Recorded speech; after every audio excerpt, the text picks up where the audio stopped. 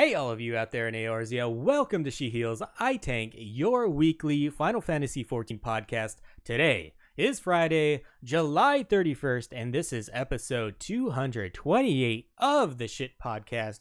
I'm your host, Vegan Pete. With me as always is the affable... Hey guys, Avi Ale here. How you doing? That was a weird I can't one. control my horny level. Oh, that was very loud. Do you like my new sound drop? That was very loud. You are very affable, Avi. And I spelled it wrong. I can tell. But I think affable is a word. What a week, Avi. Yes, it was a long one. It was definitely a long one. What a month. What a year. How about that one? You just go for the whole thing. One of those rare months where we do 5 podcasts in 1 month. I know. We're doing as many in 1 month as Chili sometimes does in 1 day. I know, right? So we obviously have to pick up our pace. You want me to talk faster? No, we're doing 2 a week from now on. Have fun with that. I will not be there. But I hope everyone's doing well. Thank you so much, everyone, joining us here live at twitch.tv/SheHealsITank, or if you're listening later on the podcast or watching us on YouTube, thank you so much. And we need to shout out some very important people that have subbed in the past week, and once again, Batkid gifting some subs to some people. This month we have first-time subs from Hop Blooded and iCrimson, 2 months Spookatron and Agro Small, 3 months Phoenix 0220, 4 months Stegarrock. At 5 months we have Kitsune Claire, Kadoma 9, Alashant. 6 months we have Satyr Eagle's Claw, 8 months Argonaut 54, 11 months Mieko FF14, 21 months Oakenhops, 24 months Vengic, and 26 months KK McLeod. Thank you all so much. And before the stream, didn't Chili hit his 36 months? I know, but I do that the next episode. Sometimes you do, but sometimes you don't. You have to be consistent with this stuff. It's so confusing for me. And then we just got hit with 2 more from Mr. Gerbic with a Twitch Prime sub, and then Marcus Kyler with What, you're just gonna save those for next week? What? I don't understand. But they hear the thing on the podcast now. They want to know what's going on. Oy. They hear the alert. Okay. Marcus Kyler with another Twitch Prime sub for 9 months. Thank you all. Chili so says, weren't you going to much. shout someone out twice this week? I got Vengic and KK McLeod because you called me out last week on those. So even though they're going to get it next week again, now they get it 3 times? That's amazing. Jesus. I don't care. What are we doing over here? But yeah, I think we had a good month of podcasting. I think we're finally getting excited for patch 5.3. It feels like we're really getting close to it. What do you think, Avi? We getting close? You excited? You hype? Getting close to what? 5.3. Oh, I think we're getting close. You didn't actually elaborate on what we're getting close to. Do you feel the hype? I don't know that I feel hype. I feel like I want to log into the game again. And I think that in itself is really, really cool. Well, that gets me hype. Good. Mieko FF14 says, I want patch 5.35. That's actually what I'm looking most forward to as well. The Southern Front of Bozja. Also, I think Chili just named this week's episode, if it isn't too long. Do you feel the hype tonight? Do you know what movie that's from, Pete?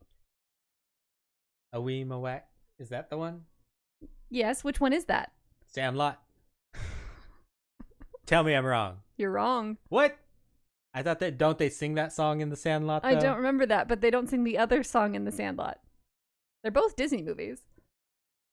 I cannot believe he does not get this. I need to, educate you. Give me anything. Come on. Wait. Sing it again.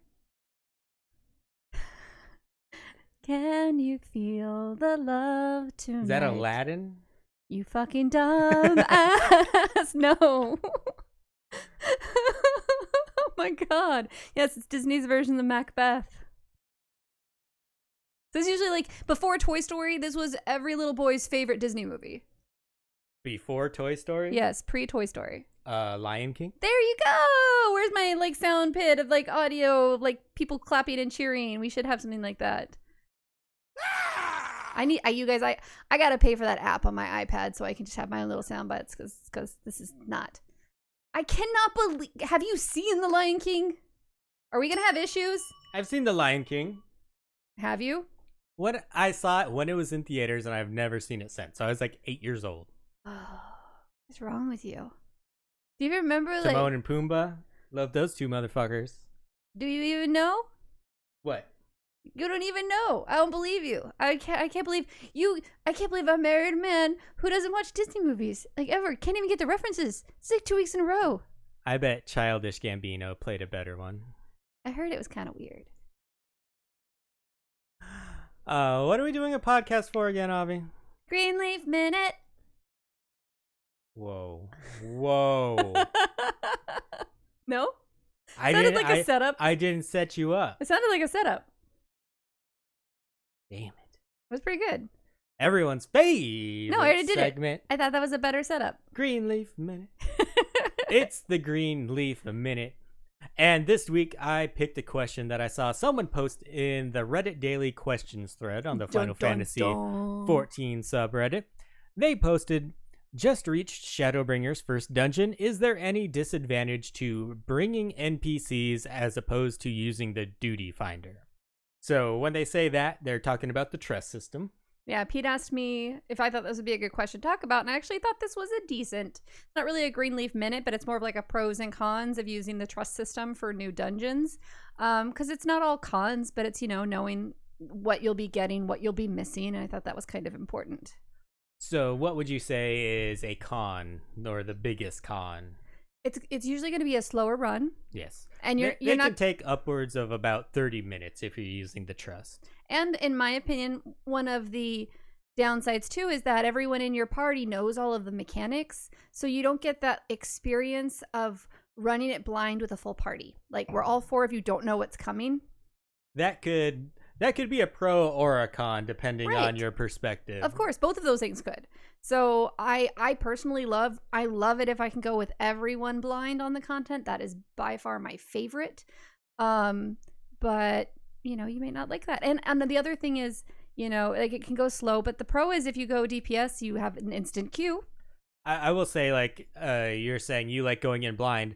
If you don't like going in blind and there's no video for you to watch or anything, if you go with your trust, they do mechanics. Right. So if you watch your trust mates, what they're doing, you can pretty much follow them and you'll be safe and you'll be able to learn the mechanics that way. Mm-hmm. So if that's something you prefer, then that would definitely be a pro for you. Ace Kaneki in chat just reminded us that when you're attacking the mobs in the dungeon, the trusts do not use AoE attacks. Yes, and that is the reason for why it's slower. And then Alice really likes to use that limit break whenever it becomes available, so you need to be mindful of which NPCs you bring in with you. KK is mentioning a pro. He says bring Alice to Holminster Switch for second boss. The reason he says that is your trust mates do dialogue during the dungeon as well. Mm-hmm. So you get a little bit of extra dialogue. Adds to the story a little bit if you want to go in there with your trust mates. Yes.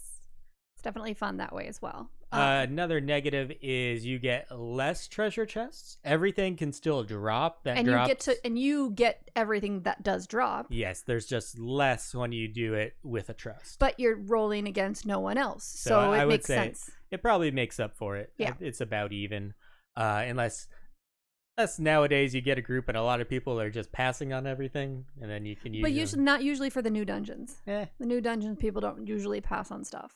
So because the eye level's either decent or for glamour purposes. So one of the nice things about the trust, I feel like trusts I prefer them for like if you wanted to rerun it, which again the whole leveling of them kind of is a pain in the ass. Yeah, so that thing fucks it up having to level them all. So I haven't leveled mine just because I don't really want to. But if you wanted to farm for a particular piece of gear, generally for glamour purposes, if it's a dungeon, then it's nice to have the trust and be able to go and do it that way. Especially go ahead. That's actually why I wish we didn't have to level our trust is I'd like to go into a dungeon on occasion and maybe I'll get lucky and get a minion drop or something like that. Yeah. I don't want to have to I don't want to join the duty finder or convince 3 friends to go in there with me because who the fuck wants to do an old dungeon just for fun? I ask. Well, because if they're old enough, you can usually do it by yourself. But if they're newer, I don't think we can unsync for these, can we? Like Shadowbringers? Well, you said well, that's not that much older to me. Like Shadowbringers, Trust is only for Shadowbringers. I was talking about for soloing. I said you can solo them for the older ones. Well, that's not trusts. Oh, I didn't realize you were only talking. Never mind. Anyways, I just went on blanket farming for. You said old dungeons, and my brain left Shadowbringers because I think every dungeon leveling dungeons for Shadowbringers. Yeah, I don't think of Shadowbringer dungeons as old dungeons. So old. Yeah. After 5.1, they're old. No, I wouldn't have. That's why I was not on the same page as you. But yeah, so I think trusts are really nice, especially if you're DPS. Obviously, I think the biggest pro is it cuts down on the queue time. Mm-hmm. And I don't know, maybe if it's a 10-15 minute queue, you probably give that up in how much longer it takes. Yep. But at least you get to get in there right away. You get to enjoy the scenery a little bit for your first time through. I think that's pretty cool. I did it a couple times leveling up, even when I was a tank, just because, when I was going through at the very beginning, occasionally I was playing at like 2 a.m. and I didn't want to deal with other people. I just wanted to go through at my own pace. Or if you had bad experiences with other players, this is a way for you to truly play an MMO as a solo game. Marcus Kyler says it's been over a year. It's old. Yeah, no, I still don't call them old yet. They're I don't know. They're not that old. Old is subjective. Right. I would have said just like the other Shadowbringers dungeons. If I want to farm the other, I wouldn't have called them the old dungeons. Because I think like old. So I think trusts are definitely worth doing. Unless you're like going through with friends and you all want to run a dungeon together, like Avi said, if you enjoy going in blind, doing that as a party, maybe you want to do that first.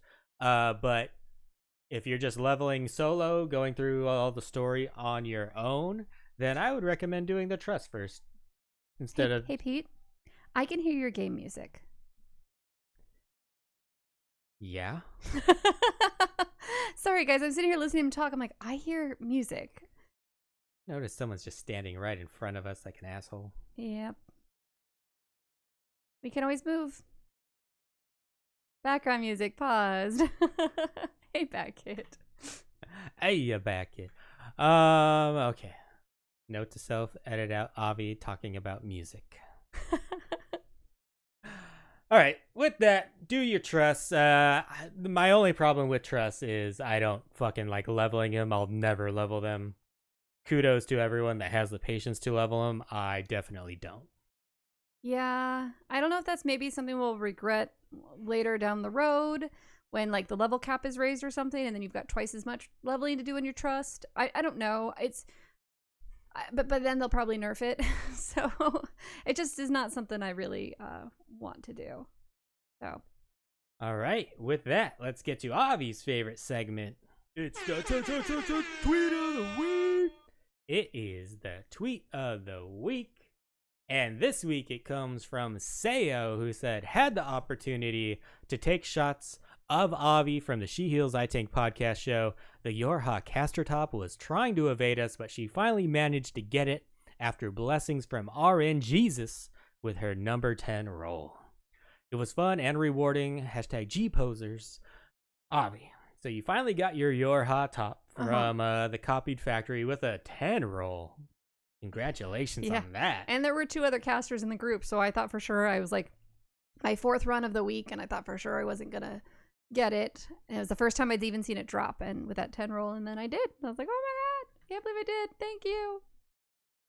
And so Sayo, very good at taking screenshots, has their own little studio set up in their house. So yeah, I've actually talked to Sayo about putting together something to and potentially coming on the podcast to talk about how you can create some of your own kind of photo studios areas. Sayo has some really great lighting techniques that they use, and it's really fun to see the different ways they can capture it, and it's a very unique experience. So I like the idea, so we'll see when that happens. It's no rush, just an idea that's kind of thrown out there. But I think this was your first time like going to a studio like that and having someone take pictures of you. Like if you're gonna do of my character, I've had it happen in real life. I know, but of your character. Damn, humble brag there. I've been into a studio having people take pictures of me. Did Oh. you model?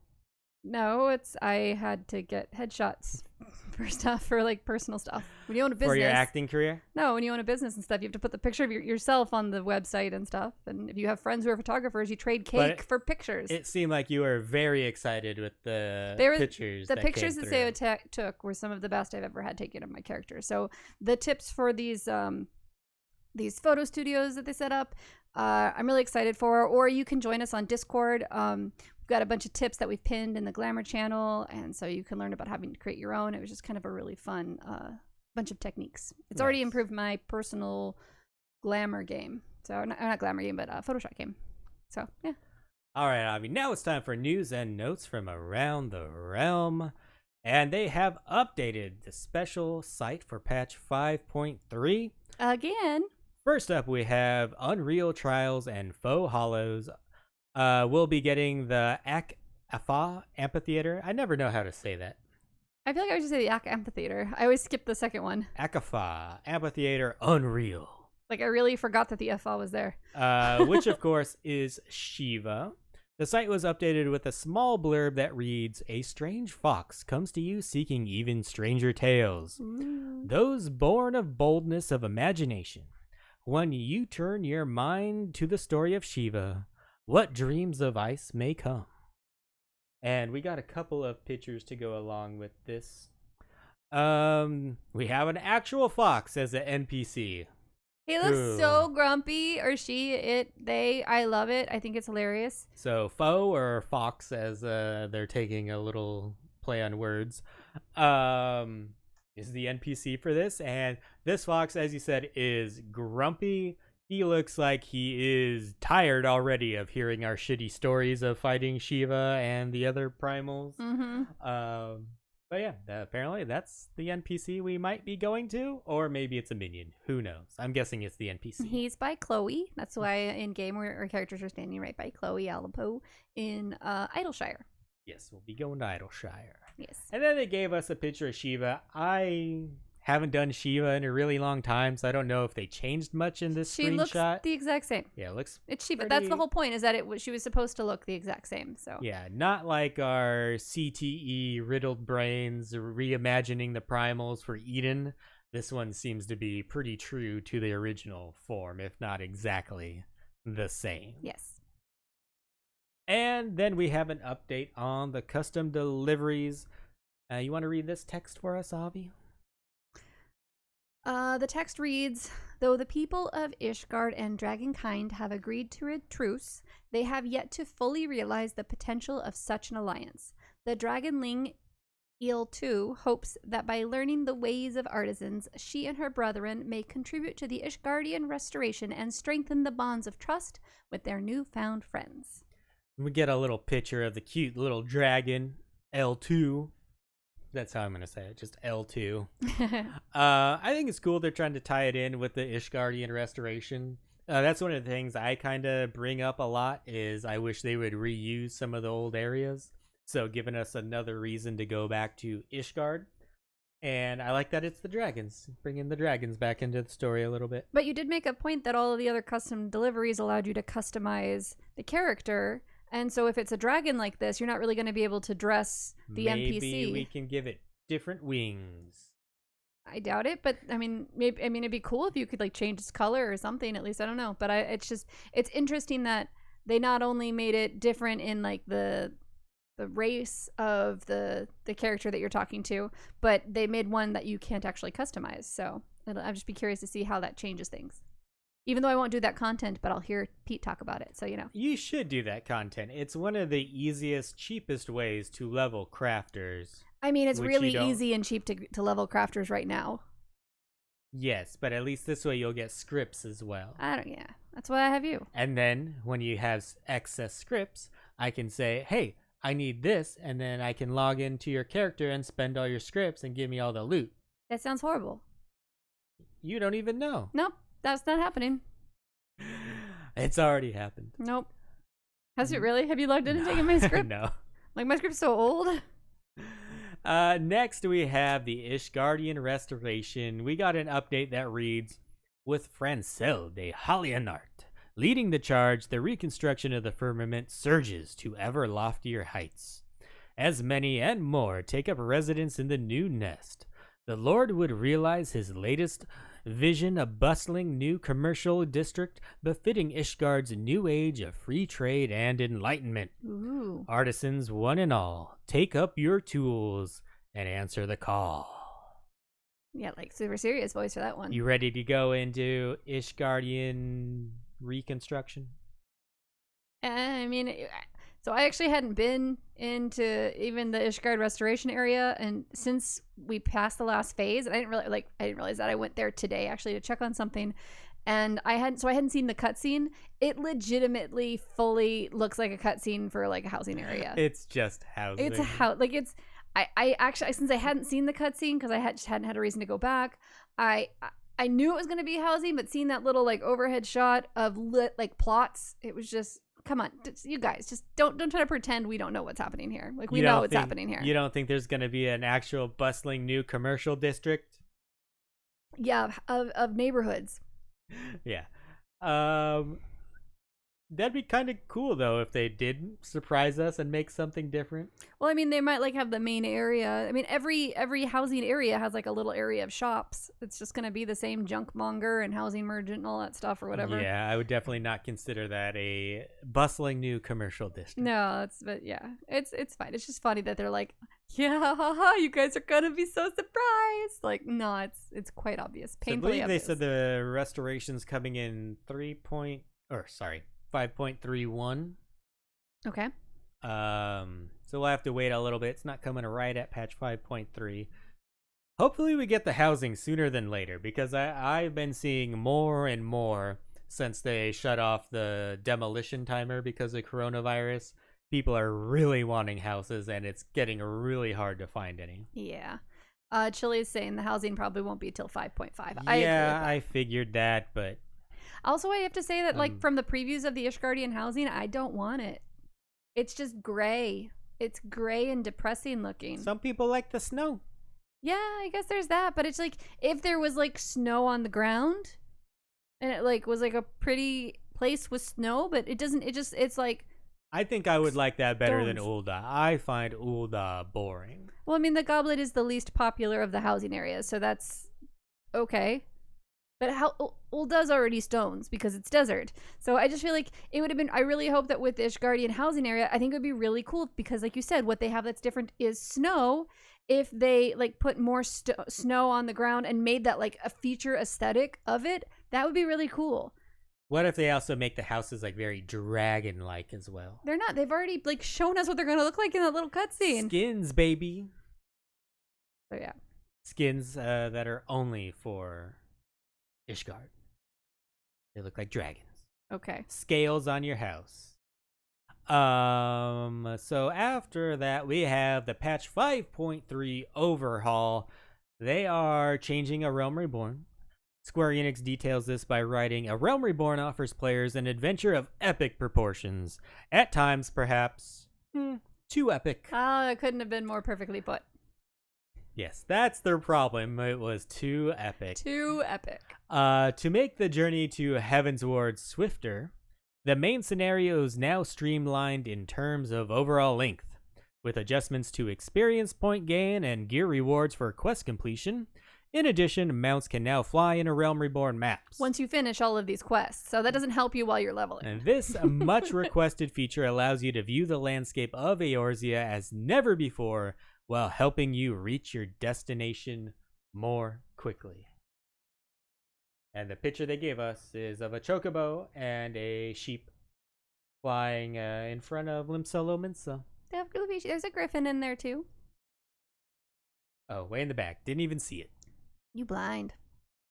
I think this is cool. It's a good change. I think a lot of people playing an MMO nowadays just kind of expect to be able to fly everywhere. Mm-hmm. So this will be a good quality of life adjustment for people just starting out the game and not being like, I have to get through 2.1 to 2.5 before I can fly. Well, it also sounds like, though, how it did when we did Heavensward, where it's like the flying doesn't unlock until you're done in that area. So I'm not sure how much it's really going to assist with the leveling process if it doesn't unlock until you're done in that area like it did before, which is what it sounded like it's going to do. I get what you're saying, but I feel like we get through 2.0 fairly quickly, and the 2.0 isn't too grindy for the most part. It's the subsequent patches that get really bad. So when does the flying unlock? After you finish? I think it's after 2.0. Okay. Oh, okay. So you'll have it to do the really long shit from 2.1 and beyond. Okay, well that's fair then. Which is a lot better than, having to, like, even now in an expansion, you go through the whole zone, you do all the quests. That's why I hate that Aether Currents are from quests. Just let me explore the zone, get all the Aether Currents, and fly for all the quests. Well, I mean, they mark the quest differently. It's not like you can't tell that quest is used for an Aether Current. But I feel like a lot of the ones in Shadowbringers, and probably the ones before, I don't remember, it was like the last quest of like opening up a dungeon, and like you had to do pretty much the whole zone anyways. Yeah. That part was annoying. That's fair. That's fair. I do wish, they weren't actually tied to like the storyline quests, that they were only quests that were in the zone. So when you got to the zone, the first thing you could do was go around and unlock flying. Like that would have helped. Disco Cub saying, I think it'll be helpful for leveling alt classes. So even when you're in the old zone, if you're on your main character anyways, if you're leveling another job, you'll be able to fly in those areas. I feel like you only are in those areas for the very, very lower levels when you're like doing your, like, until you can go into dungeons. You level really quickly now, but I know you're still doing dungeons in A Realm Reborn. You have 30 to, or what? Well, no, I was just thinking of the job quests. Like that's pretty much the only time I would go back to those areas, I guess. That's what I meant, like to the outside zones. For my alts. Maybe New Game Plus. Who knows? So there's the Moonfire Faire. We got a couple mounts and minion pictures to go over really quickly. They got us a new unicorn mount. Yes, which Pete called a Pegasus earlier today. Because I don't know the difference. So I did, when I first saw the picture of this unicorn mount, well, I thought two things, even though I knew like that Shiva was the new Unreal Trial. Yeah. And so I thought, oh, it's Garuda, because the colors that it looks are green and yellow. So I'm wondering if it's going to be more blue when we actually see it in game, since I'm assuming it's actually now Shiva's mount. And then two, I thought that they'd given a more unique like aesthetic to the unicorn, but then I went and used my Nightmare mount, and it's just a reskin of Nightmare. It has the exact same horn design and length and everything that Nightmare had. So it's still cool. The shininess is very, very pretty. But yeah, it's that same horse. It's very cool looking, I think, but I agree. It looks more like a Garuda color than it does a Shiva color. Mm-hmm. But I can't imagine what else they would add this horse to. I just hope that when you get all of the Unreal unicorns, that your ultimate unicorn is basically She-Ra's mount, which is like a rainbow unicorn Pegasus, so that I can finally cosplay as She-Ra in a game. That's what I want. So a horse with a horn and wings. That's what. And rainbow colors. Rainbow. White horse. And one that shits rainbows. White horse. Yeah. It can run on rainbows. That'd be cool too. I mean, that's what freaking Rainbow Bright's horse did. But either way, that is what I want. So you want like a Fenrir, but rainbow? I mean, I want everything to run on rainbows. That would be freaking amazing. But I also want it to have a rainbow colors in the freaking hair, the mane, the tail, and the wings. White horse, rainbow.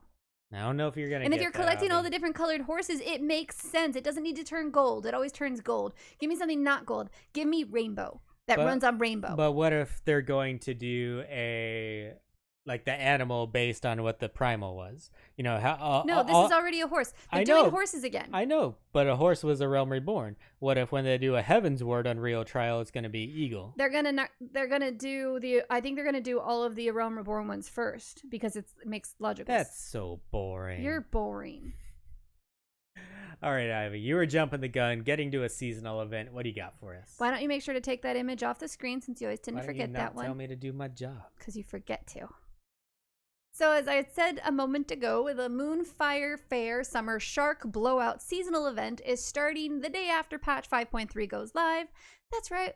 August 12th at 1 a.m. and runs until August 26th at 7:59, both Pacific Standard Time. This event kicks off in Limsa Lominsa with Mayaru Moyaru, who is grinning from ear to ear. I bet it's a Lala. And yet something in his eyes suggests that this year's celebration is not all smiles and sunshine or rainbows. Whatever dangers lurk beneath the surface of this year's fair, event chaperones are not likely to turn away a helping hand. The quest is actually level 30 instead of the regular level 15, and it is called A Fish Too Far. And looking at the terrifying poster, I think it's going to be a big, toothy, scary, terrifying. I'm not okay with this shark event. I approve. However, as terrifying as this poster appears to be, the event items are pretty damn cute. Seems to be a very Hawaiian theme this year, with a hula skirt, bathing suit top, bracelets, sandals for your characters. There is also a big straw hat, but there are no images of the Vieira or the Rothgar wearing it, so I am expecting us to not be able to use the hat, which sort of sucks, because it's kind of cute. Also, looks like a good gardening hat. That's what I said. Like, chat was actually in our Glamour channel. They're like, I wouldn't wear it anyways. I was like, I would totally put that on my botanist because I'm really pale IRL, and when I go out and work in the yard, I wear a really big hat. So it's fitting to me. But anyways, also there is an emote titled The Flame Dance, and the image of it looks definitely like a hula dance of sort. So that's going to be really fun. And finally, you can get an outdoor housing item that is a bomb palanquin hot air balloon. It's pretty cute. Very big. And as usual, certain items that were available from previous iterations of this event can be purchased via the Moonfire Faire vendors, and more details regarding the items that will be available upon release of patch 5.3. Is that really how you get them? I thought they usually just release them on the Mog Station. Well, if you bought them before, if you did the previous event, you can still buy them in-game. If you didn't do the event, you have to do the Mog Station. So if you missed it, you're fucked. You Yes. gotta spend money.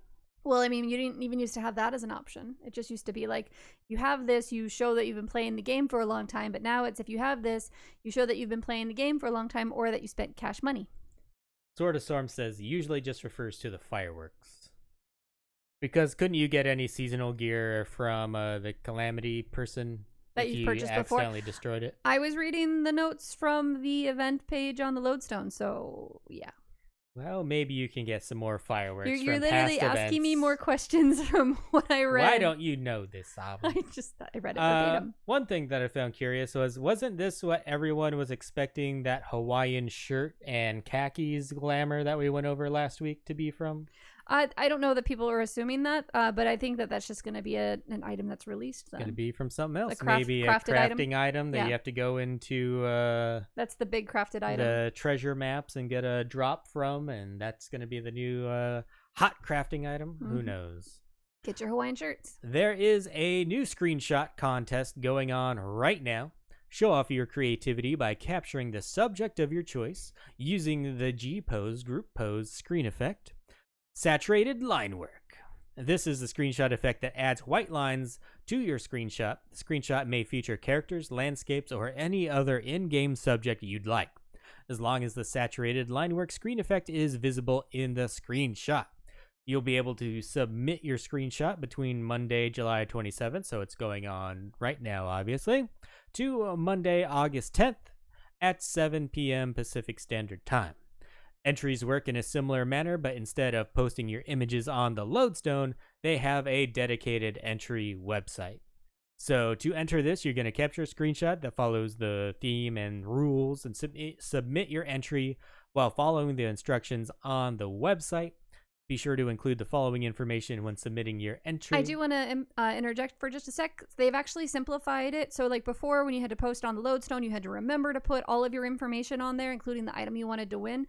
What was really cool about this website, I don't know if they've used it for a previous event. They have. Oh, okay. I haven't entered it in a really long time. But what's great is that there's drop downs and all this information for everything. So it's highly unlikely you're going to forget what you wanted to put for that information because there is a spot for it. So I thought that was really wonderful. Yeah, I'm not going to read all the rules that you wrote down. No, you don't have to. That's why I interrupted to say that. We'll be posting a link and you'll be able to go submit your screenshot. The rewards, though, there's going to be 10 grand prize winners and 90 runner-ups. So there's a pretty good chance if you enter this contest, you're going to get something. The winners are going to be based on quality, composition, originality, creative use of saturated line work, screen effect, and overall execution according to the criteria that we've already talked about. The grand prize winners will receive the Strife hairstyle, so 10 people will get the Cloud hairstyle, while the runner-ups will receive regular old prizes of their choice, the Gala Cap, Noble Barding, Mandragora Choker, Ahriman Choker, Bluebird Earring, and the Scarf of Wondrous Writ.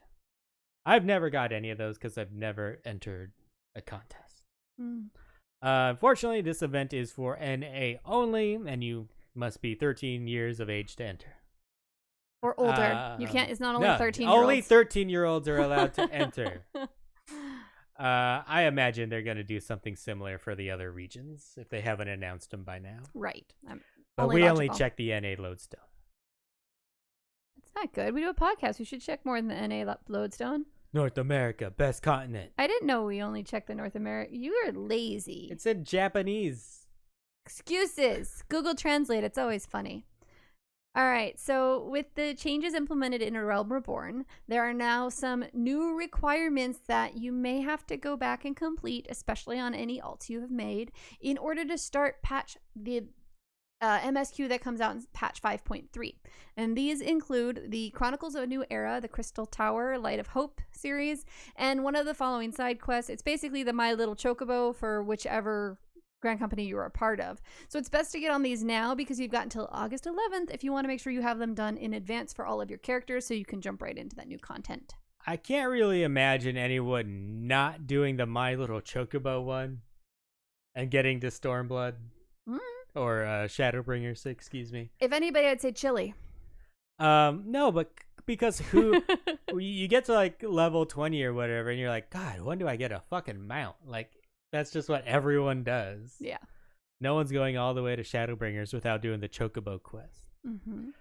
Crystal Tower, on the other hand, it's not required, and I can see a lot of people skipping that one if they were just trying to get to endgame as quick as possible. Right. And then you get to Shadowbringers, and you're like, what the fuck? There's also a Mog Station going on Mog Station sale going on right now. No, it's actually not Mog Station. I should have fixed that. Because it's not called the Mog Station anymore. The Mog website. Do you remember how I said, Pete, before we started the podcast, that I don't like the text on that left side because it makes you want to read it? So I put different words there so you don't read that part, and then you read that part. Why do you always do this now? The Adventure Celebration Sale in recognition of Final Fantasy XIV reaching 20 million subscribers around the world is currently underway on the Final Fantasy XIV Online Store. That's what they're calling it now. Final Fantasy XIV Online Store. No, that's just what I called it. They just call it the online store. But it's for Final Fantasy XIV, right? So I think we can call it the Final Fantasy XIV Online Store. You seem to be getting really annoyed with me, but I'm not going to say yes. They are calling it the Final Fantasy XIV Online Store. They're calling it the online store. All right. The OLS, according to Cater Pants. Yes, thank you. Yeah, it's just the online store. You can save up to 30% on mounts, outfits, tales of adventure, and more from the OLS during this sale. Sale runs from Tuesday, July 28th, already going on, to Thursday, August 27th at 12 a.m. Pacific time. And I do have to say, some of these prices are actually pretty darn good. I may have finally purchased myself the Brave New Y'shtola attire because of it, because I do love a good sale. So, yeah. You going to get anything, Pete, with this new sale? I have already got something. What'd you get? Oh, I got something that you're going to talk about in the So this is a different sale. So currently via the Mog Station, which is why it's so important to differentiate between the two, there is a collector's edition digital upgrade sale at 50% off. Through this, you can digitally upgrade A Realm Reborn, Heavensward, Stormblood, or Shadowbringers for only $10 each. And hey, you guys, the Heavensward one comes with a Fantasia, so you may as well upgrade that one for that alone. Yeah, if you don't have it already. Right, obviously. So the Realm Reborn upgrade comes with the following bonus in-game items: the Fat Chocobo mount, the Curl mount, the Behemoth Bardine, Wind-Up Moogle, Baby Behemoth Minion, and Helm of Light, which cannot be worn by the Viera or the Hrothgar. The Heavensward comes with Flying Griffin mount, Dark Knight Cecil-themed Baron Helm, Wind-Up Cane, and a Fantasia. The Stormblood upgrade comes with a Sildra mount, Wind-Up Bert's Minion, Chicken Knife Red Mage weapon. And finally, the Shadowbringers upgrade comes with the Grani mount, Wind Up Fran minion, Revolver Gunbreaker weapon. So to get all those $40, but that would normally be $80 to upgrade because they're normally $20 each. So I thought that was pretty cool. So yeah, and that wasn't something that I saw. The only place I saw this shared was actually on Final Fantasy North America's Twitter. So that wasn't shared via the Lodestone. So if you're not really sure how to upgrade these, you go to your MOG station, under your account, click Manage Service Options, Digital Collector's Edition upgrade, and then you just process the payment. Or if you can view your different expansions, some of them will have a buy button right next to it for you to upgrade right away that way. So it's pretty cool, pretty easy. And it looks like Chili has been taking advantage of these sales because he's dropping a Play Dead emote in chat right now. Too bad you can't limit it to the Lalas because they're the best one. Or did they change that? I think they might have changed that. Damn it. You got rid of the head down, ass up Lala. And I just went to for that exact reason. The OLS, and it's called the Final Fantasy XIV Online Store. Booyah. Okay. All right, Avi. Let me teach you some more. No. Did I forget something? You literally just skipped 2 more pieces of news, and that was so loud. I don't know if that is like crazy loud for anybody else. It was really loud. All right, what did I forget, Avi? 2 things. The Final Fantasy XIV Shadowbringers, The Art of Reflection History's Forsaken art book is now available for purchase. So if you pre-ordered yours, you may have already received your code for the Dulia Chai minion. And again, you can purchase this from the Square Enix store for $39.99. And again, comes with a cute little minion. So super fun, super pretty, beautiful book. I've seen a couple people post their minions, so people are definitely getting the minions now. All right, and now I see, I realize why I skipped this. It's because I never do the feast, but It's a bullshit excuse. Season 15 of the feast is soon drawing to a close. Updates to the ranking page will end after Tuesday, August 4th, and the final results for the feast will be announced August 11th. If you are wondering where you or your friends stand, be sure to check out the feast rankings page. I turned my volume way down for you to do this audio now. I just turned it down, though. Okay. Now you might not hear it at all. I don't care. Did not turn that down at all. All right, so now that my eardrums have burst, my page is not loading. There we go. We had been getting complaints of our sound effects were too low. Were we though? We were. I know, but I don't think it doesn't bother me. So this particular question was originally asked in episode 184. Oh, you don't have a new one for me? I do, but you didn't actually finish the role quest, and it was a continuation from the role quest question from last week, and so I didn't want to ask you something you would automatically get wrong. So multiple choice. I always have a chance. It's not fun for anyone to just hear you like guess when you haven't even done the content. All right. So again, originally from episode 184, this question was provided by Damien. It says that Mistbeard is a legendary pirate king most known for plundering the seas during the 6th Astral Era. Who is the most recent person who took up the mantle of Mistbeard? I got this one wrong? Yes. I feel like I know who it should be. I feel like I'm going to say all these names wrong. A. Merwib Blofuswin. I can never say her name. B. Rashat Riki. C. Inzar Slafferson. D. Blofus Blofusson. I wish it was Blofuswin. Was it not Merwib? Is this what I did exactly the time I answered? I don't remember. This was quite a few episodes ago. I'm going to go with Merwib. Pretty sure it's exactly what you did last time. Yeah. Oh, wait. What? Is it Slafferson? I don't know. Is it? Is it Slafferson? It is. Yes. I knew that too, and then I felt like I would have. That's actually what I thought it was, and then I thought I got it wrong, so I went with Merwib. God damn it. Sorry, Pete. So who is it again? Slafferson. What's her first name? Fucked if I know. Or his first name? I don't really remember. Ainzar Slafferson. Asshole Slafferson. No, that's rude. Have you listened to the show, Avi? Yeah, you're rude. Rude's your middle name. No, I think it's yours. You're being a butt. Well, I got another one right in the book, one in the butt. Avi, for the first time since Titania Extreme, you decided you were going to join us in a learning party for an extreme trial. I think you were more excited about this than I was. We were doing Memoria Extreme, which is the Varus trial, and that's what drops the Resistance Relic armor, and that is what we were doing just last night. It was your first time. It was your first time, and it was also my first time as well, because I didn't care about any of the gear that it was dropping. And my time's been mostly filled with Savage at the moment. I haven't had much time to do much else. So my question to you is, how was it for you doing content that's on the tougher side of things for the first time since Titania and actually having to pay attention to mechanics and whatnot? Well, I had a headache for a few days I've been fighting, so I did not want to heal. So I said, hey, is it cool if I DPS? And you essentially made me feel like I had to Black Mage. Correct, because I thought you were really enjoying Black Mage. No, and when I asked, can I go Dancer? He said, well, you really want to... We already had a Dancer. You basically pushed me to go Black Mage. So, yep. Yeah, so...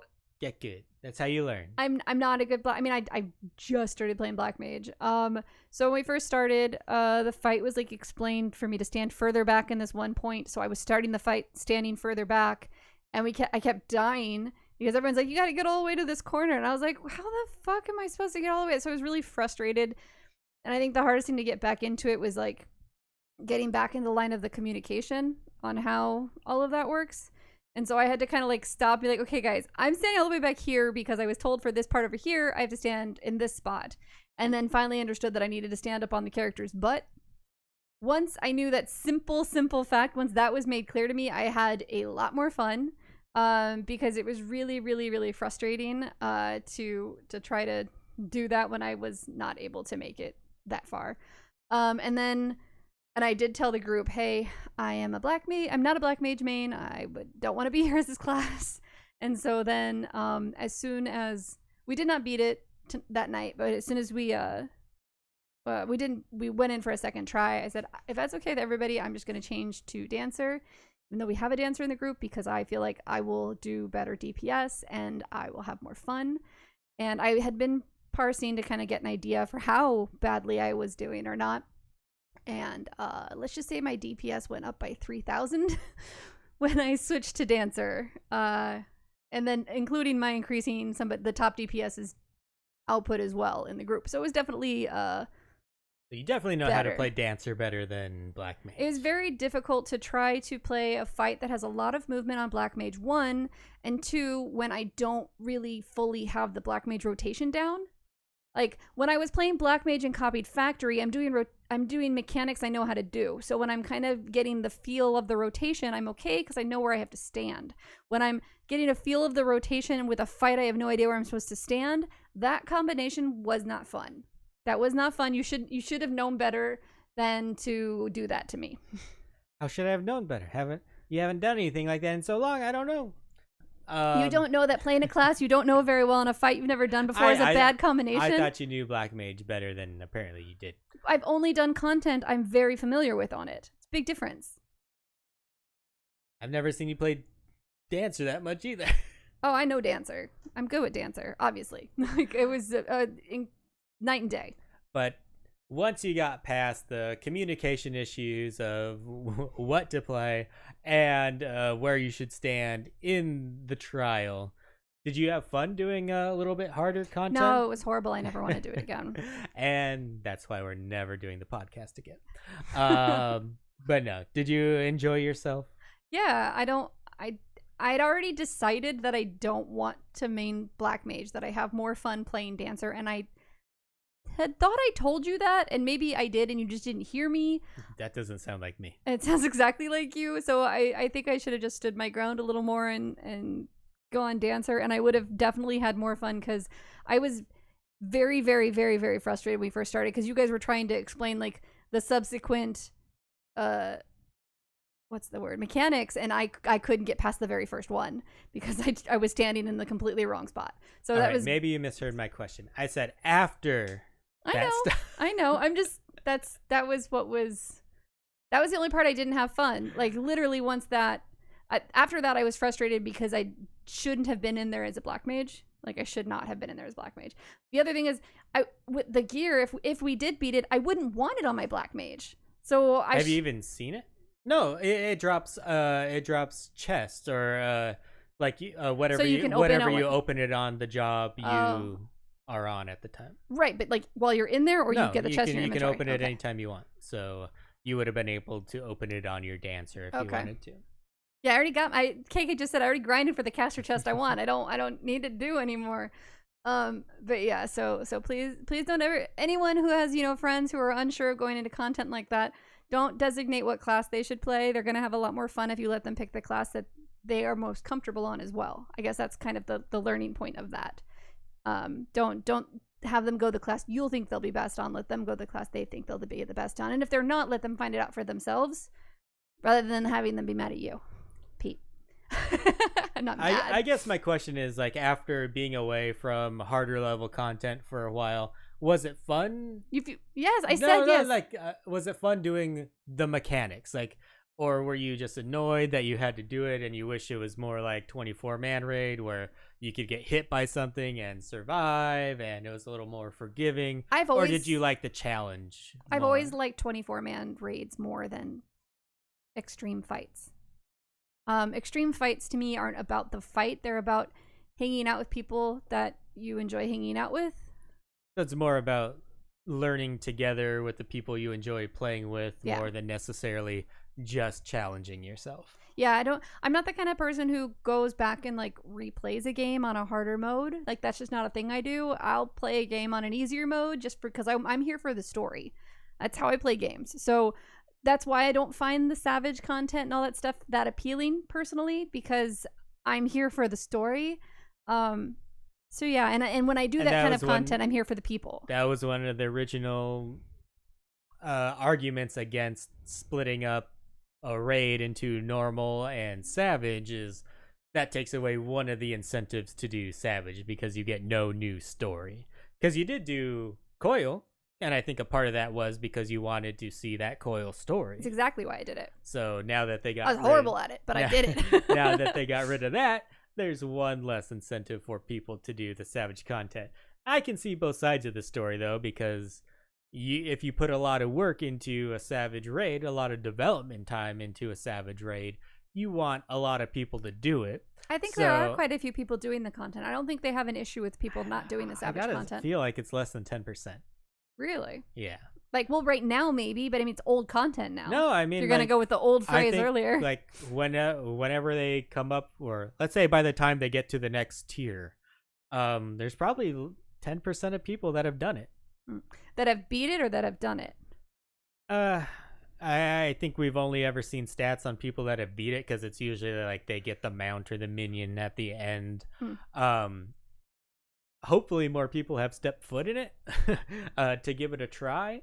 But yeah, it seems like a lot of development time for something that definitely not a majority of the population has ever attempted. And I do have to say, and I love you, and this isn't anything negative about the podcast or streaming, but if we didn't also have dedicated stream days and dedicated podcast days, I probably would raid, because then I wouldn't be dedicating 4 nights a week to the game. I would be dedicating 2 nights a week to to raiding, like what you're doing, which is fine. But I don't like that rigid of a schedule with 4 days in a row. Like, it gives me anxiety, and I need to have that kind of freedom personally to be able to do what I want when I need to. So I can't raid, because I can't have 4 days of every week be that. Like, I can't. Not a true gamer. I guess, well, somebody's got to clean the house. Marcus Schuyler saying, I don't bother with Savage because I just do normal and then run dungeons or craft. I've definitely done a ton of that. Satyr Eagles Claw says, I will admit, I usually avoid Savage till it's an expansion or 2 old. And yeah, that's a valid thing too. If you just want some of that gear for glamour purposes, you can just wait until it's a little bit older, go back and unsync that shit. Anyway, a good thing is no one can tell the difference when you're wearing it. They have no idea if you beat it when it first came out or if you beat it 2 years later. So Yeah, but it's also that like status symbol that if you have it when nobody else has it, it's more of a status symbol to wear it when it's new. Even like the new glamour gear when it comes out, if you're one of those people who gets it when it costs 30 million gil or whatever, it's like, oh fuck, that person has that, chest piece that I really, really want, but I'm not gonna farm for the stuff to craft it, or I'm not gonna pay that for it. So that's like there's different kinds of status symbols, and that's one of them. So if you want it to get it, that makes sense. But part of an MMO is that little status symbol element, which is very time sensitive. Marcus Kyler also said, uh-oh, Avi just canceled the podcast for rating. I think our Wednesday stream would go before the podcast. Yeah.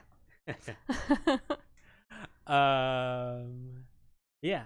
Well, I was glad to have you back for that, Avi. I think you do, as much as you say you don't like doing stuff for the challenge, I can tell you enjoy doing a little bit more challenging stuff on occasion. You did say something while we were rating that I thought was really funny. You said about me.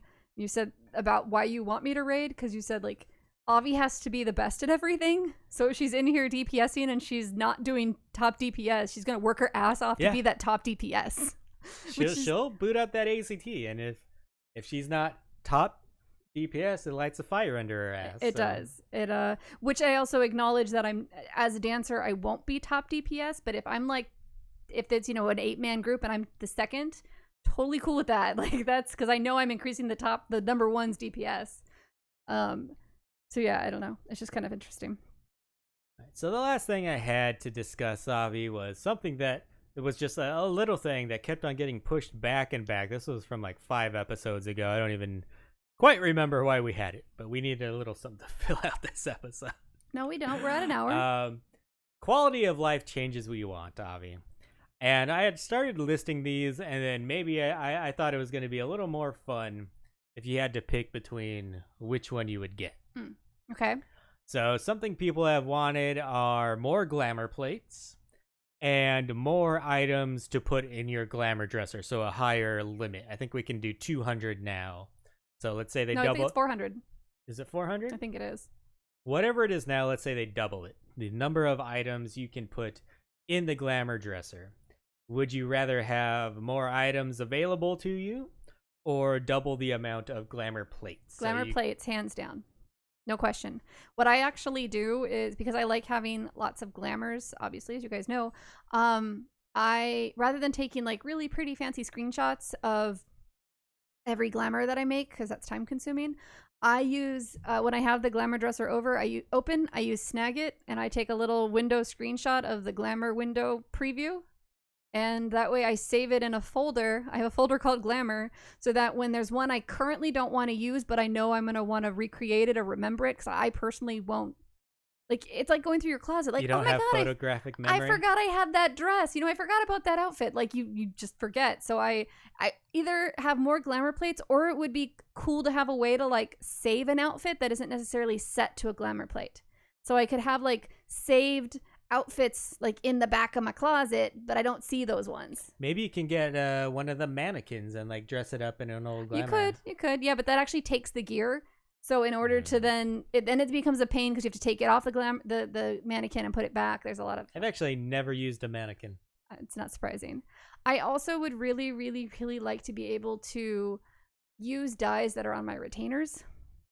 Oh yeah, that is a much requested feature. Yeah. Because it's really, especially when you're at the glamour dresser. People want that for crafting as well. Any crafting items on your retainers, be able to craft from that. That would be amazing. Both of those, yeah. Just to be able to use items on your retainer. I feel like that's probably a little bit more harder to do. Yeah. Programming-wise. I would probably take the ability to use items on my retainer's inventory over more glamour plates. Because that would, again, affect crafting as well. Not that I craft much, but... I was like, I'm buying 8 retainers now. We have so many retainers. But that would be really cool. One for each shade of color. Okay, Avi. So wait, which one would you pick? Do you even care?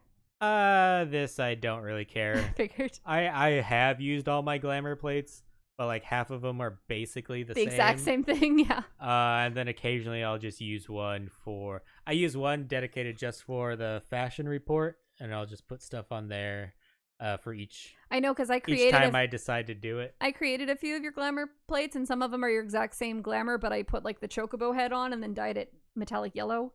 So I just made some that look the same but have like a different. I need to make you like a red one, so it's like for Valentine's Day. So you've got different colors. And I made a Valentine's Day one. we need to make you like a red, white, and blue one for like 4th of July. I don't know. Just because your glamour feels like it would lend itself to being ridiculous with like the holidays. My glamour's super serious. Mm. Okay, Avi. Rewards. People want more veteran rewards. People want more achievement rewards. And I definitely want more MGP awards. This would be between veteran rewards and MGP rewards, because I did like having those veteran rewards that you got for being subscribed for so long. Like, again, it's one of those like old school status MMO things. And I thought that was really cool, but on the other hand, I don't really use a lot of those veteran rewards all that often. So now I legitimately don't even think about going to the Golden Saucer, because I think I have like 4 million MGP. I'd have maxed out if I wanted to, if I actually went there, but because there isn't anything there that I want to buy.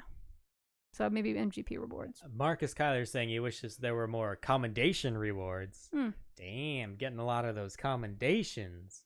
And which one of those 3 would you pick, Pete? MGP rewards, because I legitimately enjoy the Gold Saucer, so I end up with a lot of MGP.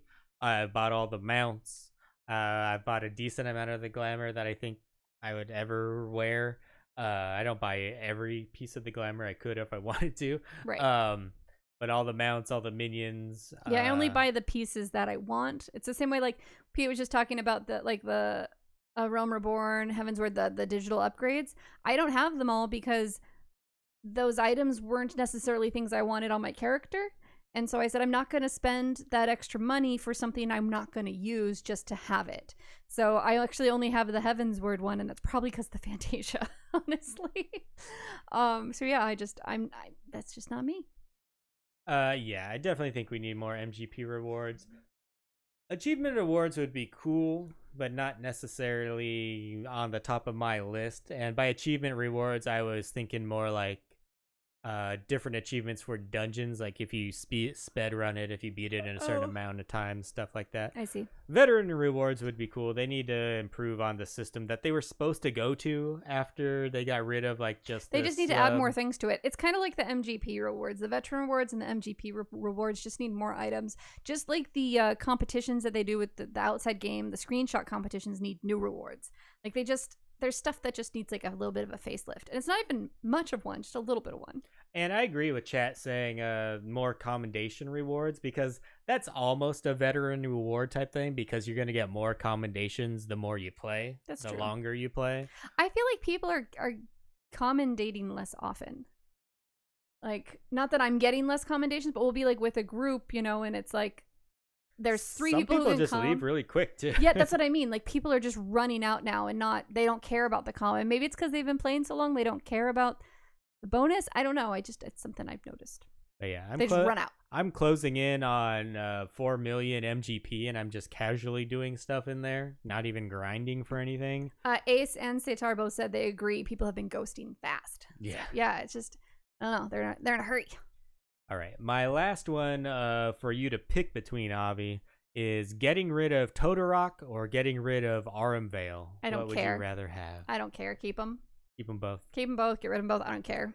That was just the 2 I see most people complain about. I agree with you. Neither of those have really bothered me that much. Aramvale has been rough when I was a new tank and I had a brand spanking new healer who base abilities, base gear kind of stuff. That was hard. I was at least a decently geared tank, but I didn't really know what I was doing. So that combo, and you feel bad for the DPS at that point too.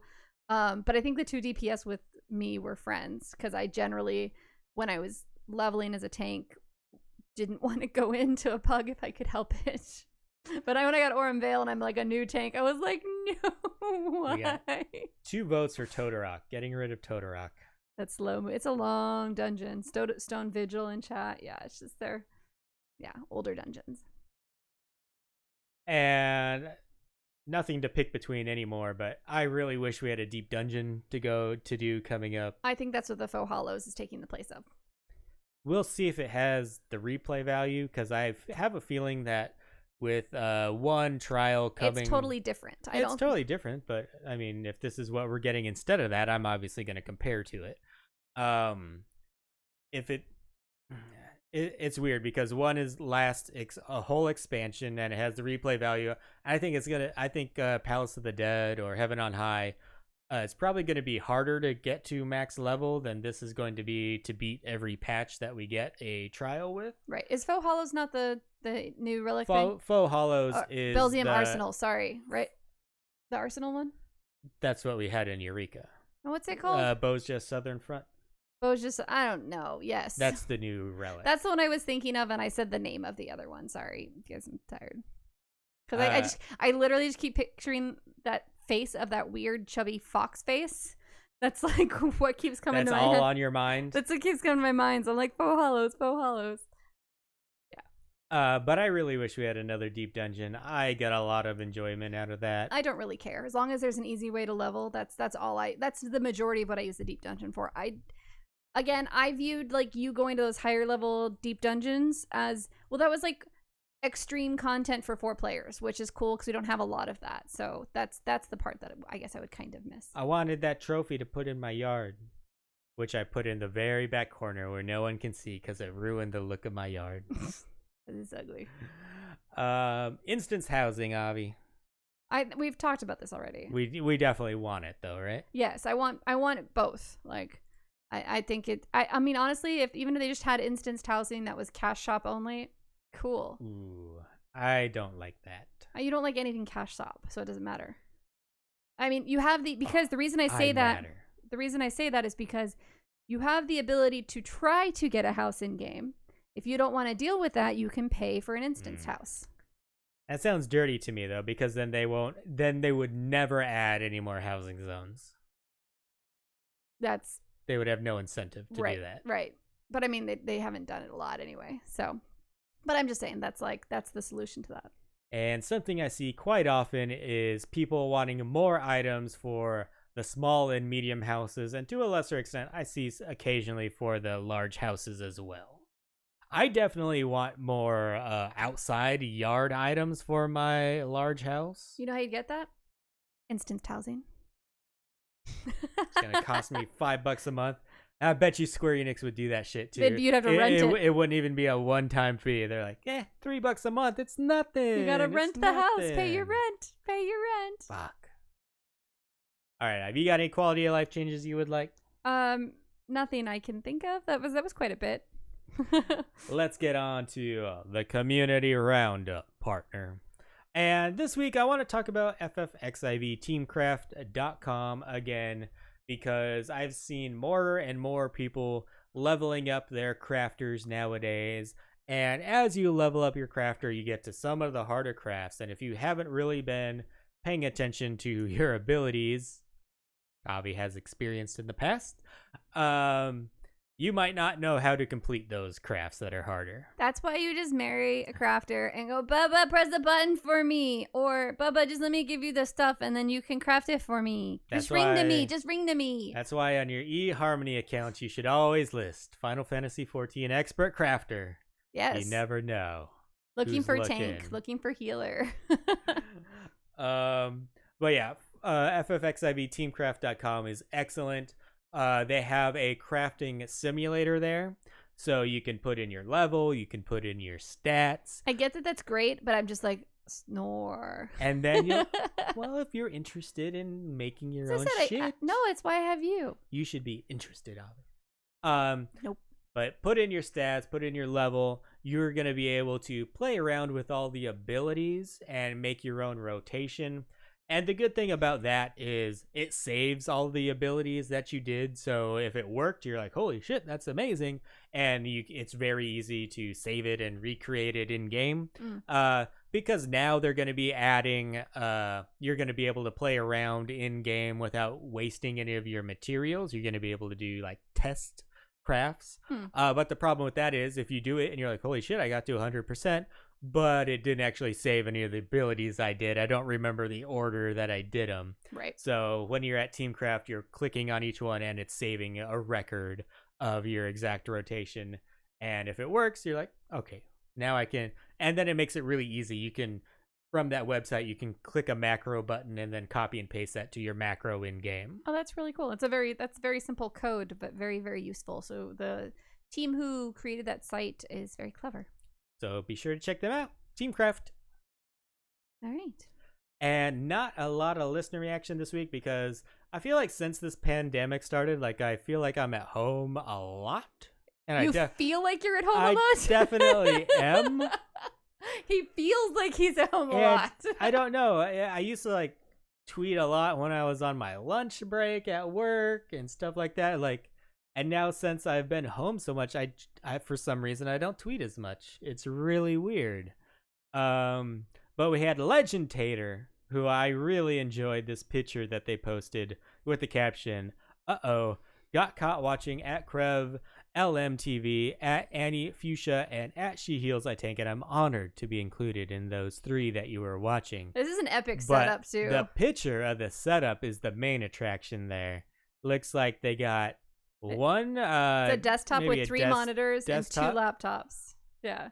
Yes. So 5 monitors going, 3 Twitch streams going, It's playing amazing. some games. That's a damn fine setup. Shout out to Legend Tater. Yeah, it looks really good. So anything else you want to add before I go through our outro? I think that's it for me. Glad to have you back doing some harder content, Avi. And I can tell. Like, I knew you were like, you wanted me to join. I had a headache. I was like, I have such a bad headache. But I could tell how excited you were. And I was like, okay, but if this gets too bad, I'm not gonna be able to do it. And just hearing you talk about it during the podcast, I guess I didn't realize how excited you were.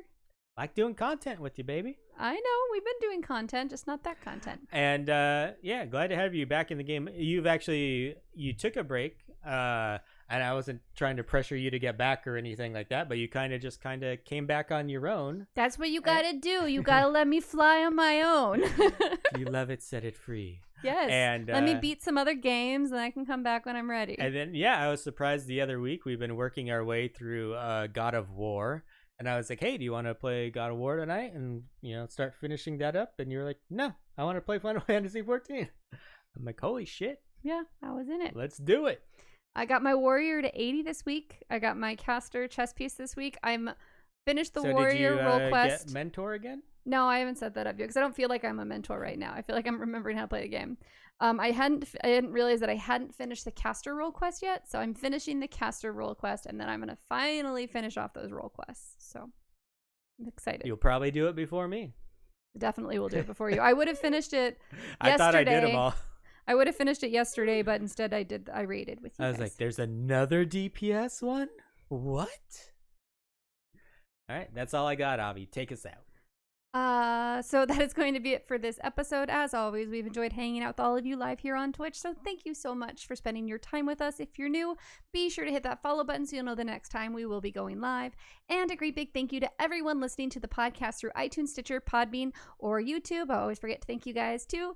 You really are the reasons we keep making episodes. And remember, wherever you do listen, it would mean a shit ton to us if you gave our little shit podcast a rating and review. Or more importantly, tell a friend to check us out. Here with Vegan Pete, I'm Avi Ale, and we will talk to you next week. Goodbye. Goodbye.